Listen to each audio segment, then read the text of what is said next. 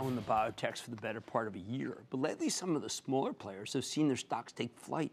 Witnessed the incredible run in Sarepta yesterday. If biotechs can get traction here, there's a whole universe of speculative stocks that might be worth owning. Take Aimmune Therapeutics, AIMT. It's an early-stage biotech that uses immunotherapy to help patients overcome potentially life-threatening allergies. For example, their lead drug, AR101, which is in phase 3 development, reduces the severity of peanut allergies. Given the increasing prevalence of food allergies, this could be potentially a very, very big deal. So let's take a close look with Dr. Stephen Dilly, who just stepped down yesterday as the CEO of Aimmune Therapeutics, get a better sense of what this company does and where it's headed before he moves on. Dr. Dilly, welcome to Mad Money. Good to see you, sir. Great to be here. Good. Thank you. Have a seat. Now, Thank you. In your most recent and a terrific Bank of America presentation, you said that your urgent priority is to provide kids, young adults, and their families with protection, peace of mind, and freedom from food allergies. Describe how you're doing that. Okay, what we're doing is taking a technique that's been around for a while called oral immunotherapy, and we're making it widely available. And the idea is that you give people the very protein that they're allergic to, starting in incredibly small quantities they won't react to, and over time you give them a little bit more and a little bit more until they can tolerate much more protein. And what we're trying to do is get to a level where we're going to protect them against the accidents that inevitably happen in life. So if you're peanut allergic, the problem is not eating peanuts, it's avoiding all the things that peanut protein might be in. Right. Okay, I think that you used a great term for that. I mean, well, first of all, let's discuss this. Yeah.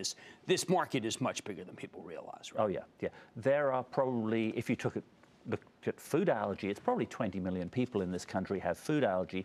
3 million of them have a significant peanut allergy. So that's massive. About half of those are age 4 to 17. And the impression that we probably both have that peanut allergy is getting more prevalent is absolutely true. It is true. It is true. We don't exactly know why. There are several really good ideas. One of them is that we're all too clean these days, the hygiene hypothesis. Another one is the use of antibiotics early in life. Another one is that the whole idea about dietary restriction. And it used to be that the Surgeon General would tell you to avoid peanuts in the first year of life. Right. That's turned totally on its head, and now early exposure is the goal. So it all says we don't know. All right. Well, now we've got some foods in front of us. We got to go over what we have here. Right. So you made the point that we're trying to protect kids and young adults, and I've brought some sort of age-appropriate foods here for that might cause accidents. So think of the kid at the birthday party, and there's the jar of candy. Right. You know, half of those contain a dangerous amount of peanut protein to an allergic patient. The other half don't. And just by looking at them, you can't tell. No. Right? This. You know, kids and college students, mole, right? Something that they like to cook with. Sure. One of these has significant amounts of peanut protein, the other one doesn't. You really can't tell just by a quick glance at them, okay? Even worse, if you go to your friend's house and they've made it for you, are they going to know what's in it? So this is all about why the accidents really happen. And what we've done is looked at all the research about when someone has a problem, how much peanut have they been exposed to? Right. And it tends to be about 100 milligrams or more, which is half a peanut or maybe 1 or 2 peanuts. That's it. But some people can react at very small quantities, maybe a 30th of a peanut.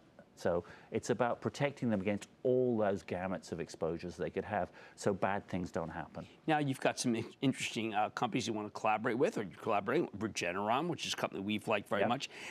You talk about your friends at Nestle Health Sciences. So there's some very big companies that want into this particular niche that you're involved in. Right. So we've got 3 big collaborations right now. One of them is with the Golden Peanut Company, which is a subsidiary of Archer Daniels Midland. Okay. And they provide us with an extremely high-quality raw material, which is our starting product for AR101, the peanut medicine. Right.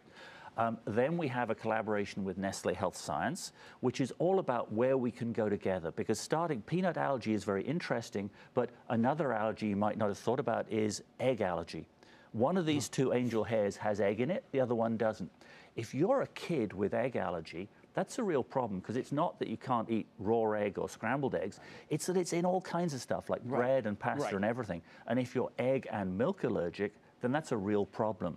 And quite often those kids present via the dietitian because they're effectively malnourished. They're not getting a proper diet. They don't thrive. They don't grow as well as they should. And so with Nestle, what we're doing is looking at all the sort of gamut of different food allergies that we could treat, and thinking about the ones where, like peanut allergy, it's about prevent and avoid. Right. But there are the ones like milk and egg where the objective is to reintroduce into the diet. And that's a great company to be working with and thinking about how you can present very structured. Well, you've got great partners. You've got a great mission, and I think it's a much bigger universe than most people realize. That's Dr. Stephen Dilly. He's the former CEO of Aimmune Therapeutics, but just from yesterday. And I think it's a pretty interesting story, going from being speculative to being investable. Thank you so much, Dr. Thank you. Thank you very much.